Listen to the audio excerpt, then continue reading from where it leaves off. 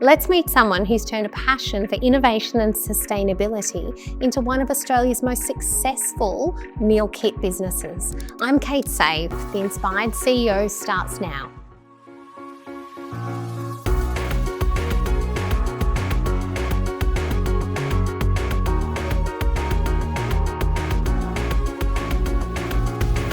Welcome to The Inspired CEO, where each episode we explore the innovative wellness practices that are driving success and longevity in the modern business world.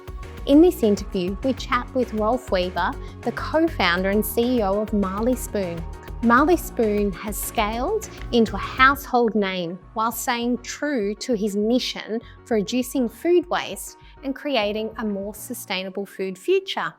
Welcome, Rolf. Thanks for having me. Oh, my pleasure. Now, I love that you're born and bred in Germany. Tell me a little bit about growing up there. Oh, yeah. I grew up in a very small village about 50 kilometers off Cologne.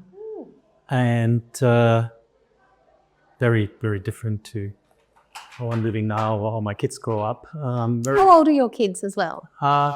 Max is 17 and Anna is 14. So yeah, interesting time, moving to key plates and teenage daughter. Yeah.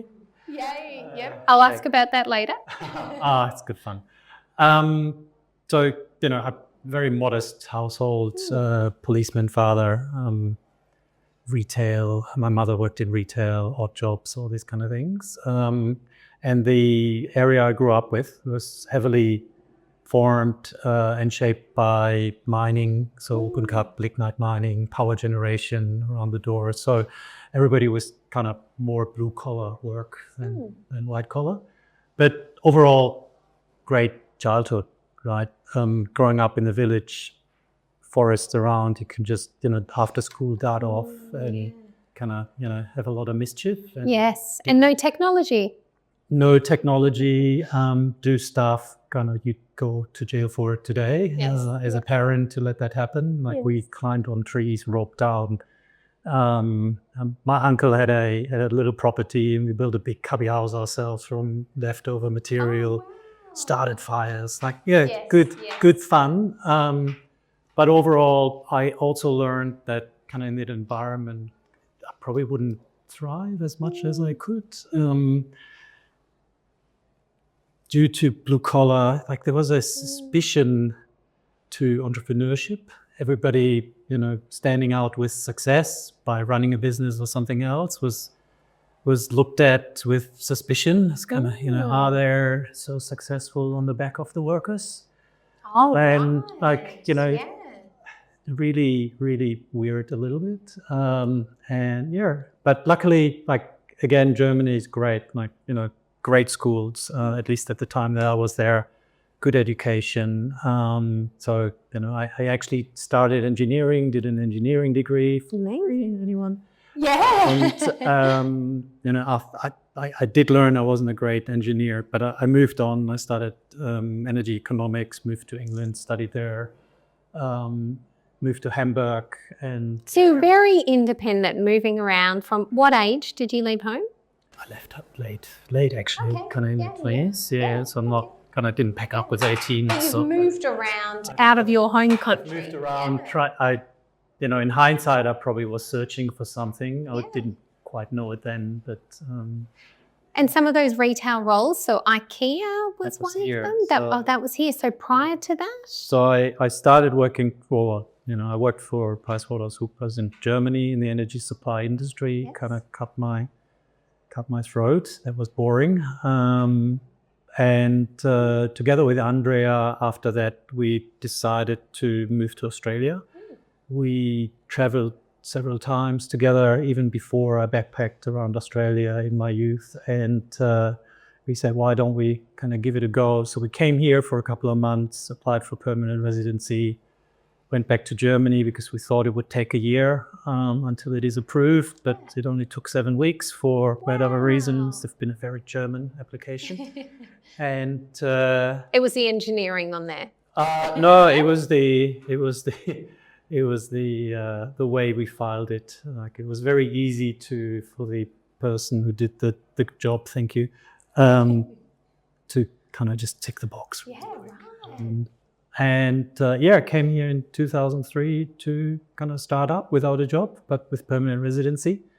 And first job was at IKEA, which is very, very different. I took probably 3 or 4 steps back, which isn't unusual for immigrants. But I liked the idea of building something. So with PricewaterhouseCoopers, it was all about kind of strategy or process improvement, and you spend some time with a client and then left them behind, and then it was implemented or not. And it was a very slow-moving industry. And how many years were you with PwC? Oh, just under 4 years. Yes. Yeah. And but with IKEA, I joined to build the first big store here in Sydney, the Holmes Bay store. And from the design phase all the way to hiring team, training team, setting out the departments, then opening the doors. So that was very interesting, and I learned a lot. So. And were you running at the speed of light to do that? I can just imagine the number of things that had to be done. It was a bit of a culture clash coming from consulting, project work. The company pays a pretty decent day rate for you, so you run hard and have long hours, and then you start working for a Swedish company. It works from 7 till 3. Right. Or 8 till 3. Okay. And then everybody drops the pen. Right. Kind of goes home, because work-life balance, even though it was lived and celebrated, and it was at 6 o'clock in the office, there was maybe 1 more or 2, so it was different. Okay. So I was kind of running 1 million miles an hour, but I couldn't run too fast because there was nobody else. There was nobody else running with me. Oh, there you go. But it was, so I actually kind of put this down to training or education. So I really learned a lot about the IKEA way, and in general terms about a fully integrated business model. So while I was at the retail end, I had the opportunity to go to Sweden, spend some time at head office, and spend a lot of time understanding the fulfillment model, logistics model, supply chain model. And I didn't know it then, but starting Brands Exclusive a few years later, all of this stuff I learned came in quite handy when we talked about how we lay out a facility, or understanding ordering. Tell me a little bit about what Brand Exclusive did. So together with Daniel Jarosh and myself, we started Brands Exclusive end of 2008. Brands Exclusive was what was called an online shopping club. What we did was we secured fashion items with suppliers. We then acquired customers through online marketing at the end of the day, and then we promoted these items we secured to those customers, heavily discounted, somewhere between 50 and 70%. Wow. The items we sold, we then actually only bought those items we sold. So we were a very inventory light, capital efficient business model. Cross-stock them in our facility and then ship them to the customer. So that's very innovative for that time, isn't it? It is, and it was interesting to launch an online e-commerce business here in Australia in 2008, when even 6 or 7 years after the dot-com crash, and DJs and many others, getting their bloody noses. Still, people haven't moved on from their perception, while Amazon and Zappos and everybody else was booming in the US. The Australian supplier landscape was thinking you couldn't sell a shoe online, the gears online. So it was interesting to work through that mindset with potential suppliers. But it was also financial crisis, so we're sitting on a lot of stock. So and they were desperate to move some, so they gave us a go because they had to. So it was good. So you ran that for 6 years before the exit, is that? About 5 years. So we kind of, we literally started the business on Christmas Day. Kicked it off on, kind of found an office January 2009, and then started trading. We've first we had a partial exit in 2012, and then we sold the remaining equity in 2014, so 5 years. And then how long did it take you to decide to start Marley Spoon? And I'm very interested about the food waste concept and how that was part of the story too.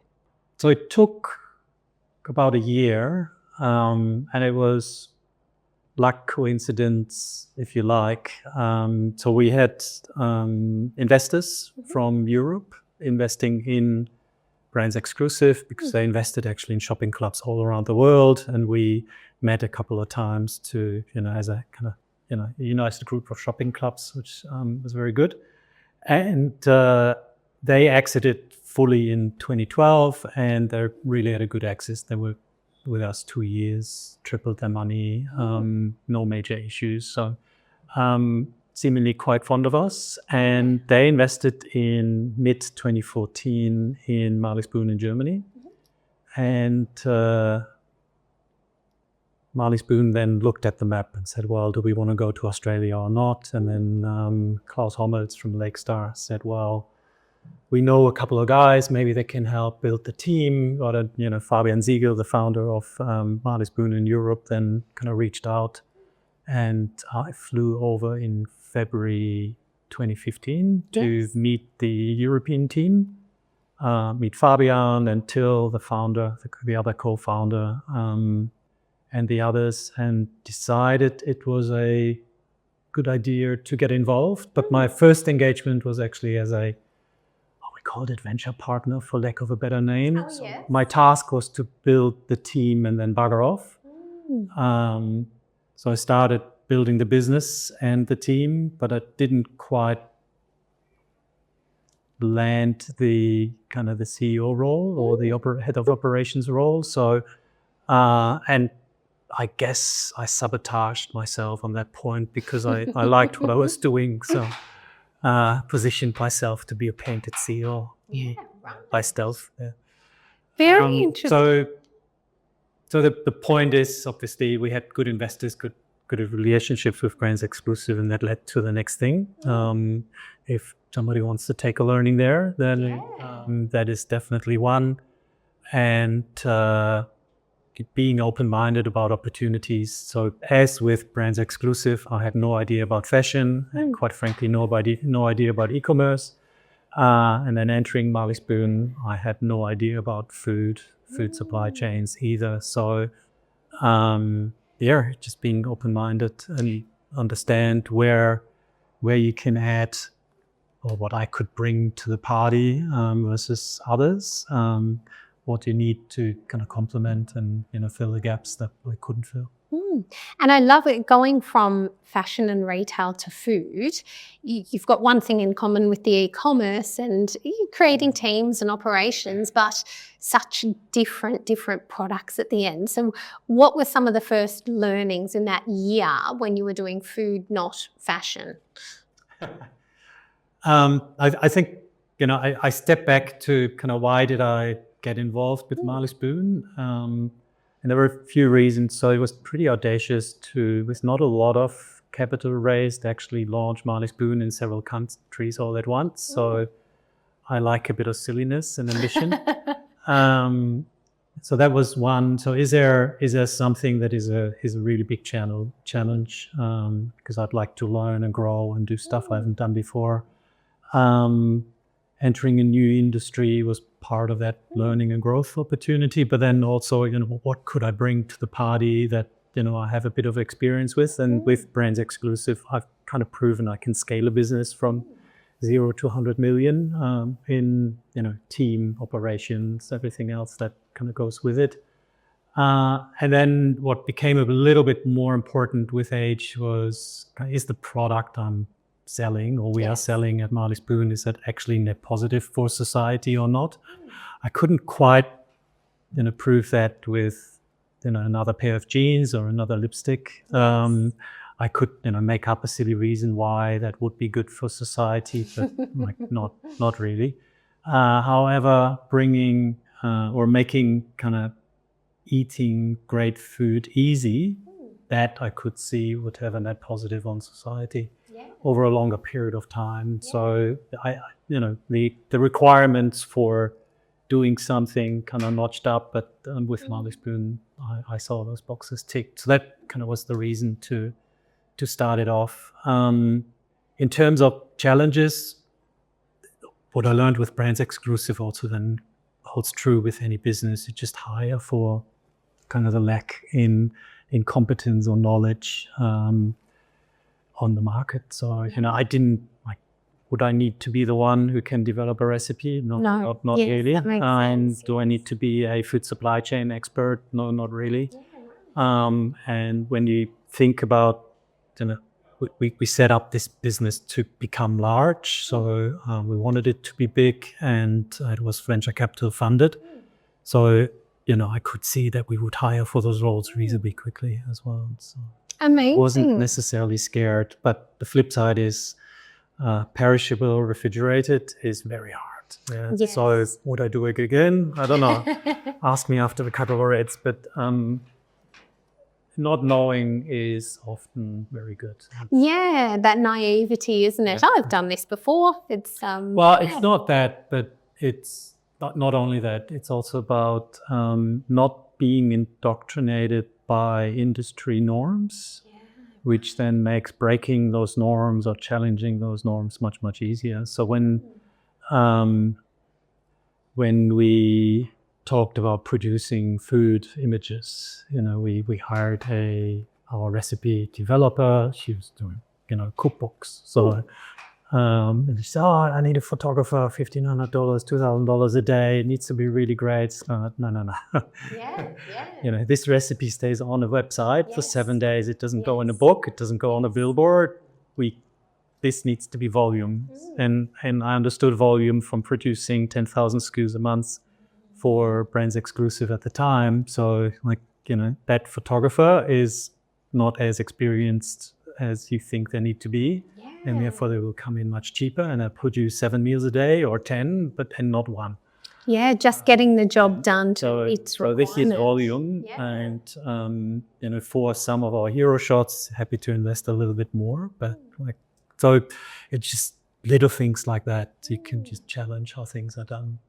Very interesting. And I think at this ready-made meal space in Australia, you were certainly one of the first there. Between HelloFresh and Marley Spoon, they were definitely the two that everyone seemed. We were actually the last entry, other than more recently Quite Like from Coles. But Yes. so HelloFresh was here for 3 years. Yes. There was My Food Bag from New Zealand, going here on the meal kit side. There was Pepperleaf in Melbourne, and they're still around and doing a great job. There was Cook's Grocer or something. There was a couple of smaller ones. So we're actually the last to join the party, which is an interesting one with regards to starting a business on top of the hype cycle has some challenges overall. We can talk about another time, but it's different. So, HelloFresh was 3 years in the market. Yes. We started up, so that's a different dynamic. Yeah. And I think with the business model as well, so you've got subscription. How did that vary from retail? So, coming back to what Marley Spoon is great at, and one big topic for us is, but also for the P&L, is reducing food waste. Yes. And the way we reduce food waste is by forcing our customers to make their selection pretty much a week before they get the food. And that way, especially when you're small, you can place a fixed order. The order is on actual real demand, so it's inventory light. There's next to no waste, and therefore, you achieve two things: no food waste and no waste on the payment on the P&L as well. So you have much better margin versus allowing customers to order same day or a day before, and then you scramble to get the food, and then you don't know what to buy, and then a lot goes to waste, especially early on when you don't have a lot of customers. So when you want to do that, then you can also kind of, because our customers are making that selection early, you can move them into kind of an auto-order, auto-ship model.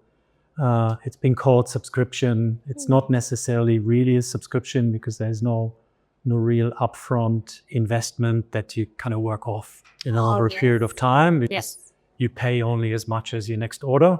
Yes. But there is a commitment to place another order for the following week much earlier. So it's been the business model that worked for us to get to scale. And how do you see the landscape of food in Australia now, back compared to when you started in 2014, 15? 15 till now, so that's a decade. What do you think has changed with people's behaviours around purchasing and using ready-made or meal kits? So there's more and more fragmentation on dietary needs that today than it was 10 years ago. And it's been kind of more creeping. So, we started off with, God bless us, 7 meal choices. And customers could choose which one of the 7s they would have, and it would be 5 protein-based ones and 2 vegetarian ones. Then we moved to 12, then we moved to 20. And I thought, with 20 or 30 options, we probably got Australia covered. We're currently on Marley Spoon brand with 170 meal options, and we still don't have enough choice in a vegan category, low carb category, and so forth. So it needs to be substantially more than we do. I had this dream of, on a Tuesday night, everybody would eat chicken schnitzel. Yes, everyone restricted. But no chance. So there is a very diverse, and it's obviously also no surprise. I mean, look at the population of Australia, of how diverse it is, and the various health needs and desires and wants. So it's no surprise that this translates into kind of very diverse requirement on food size. So we focus on covering most of mainstream rather than on the edges. But as we are expanding our choices, we will be able to more and more serve edge needs or more tailored. Yeah. And what about in the way of with financial changes and the cost of living crisis, what have you seen with your average transaction values or frequencies? Has that shifted with people's spending behaviours? We saw a significant shift end of 22, when I think it was end of 22 when interest rates started rising, and it was unclear when they would stop rush into mid 23, and that's when probably more stability was starting to kick in.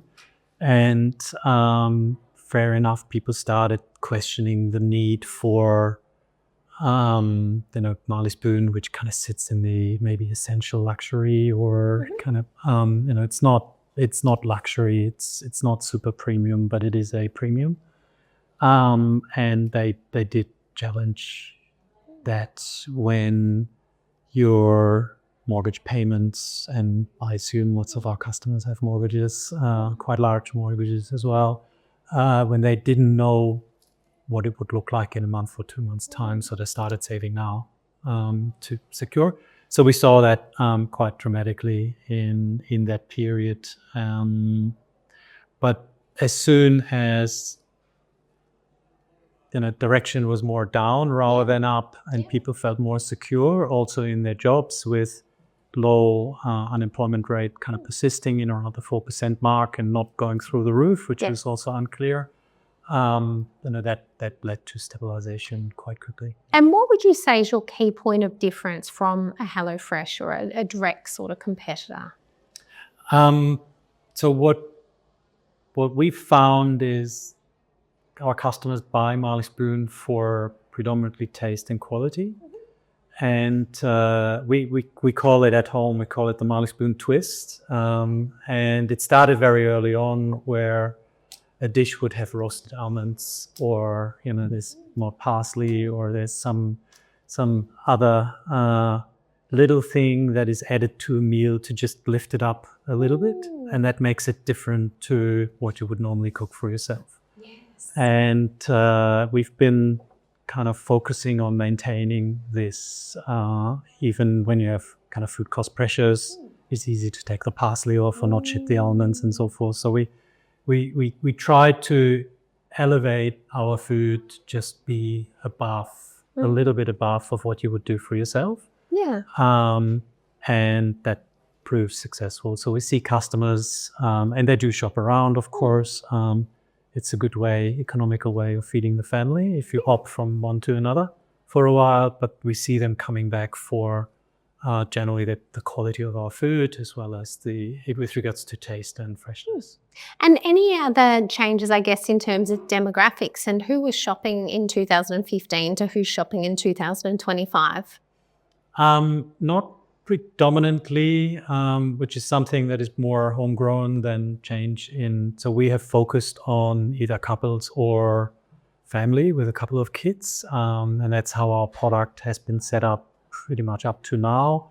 However, over the last year or so, we've been adding a lot of products that allow single-person households, i.e. singles, to buy from us, and we will do more very soon.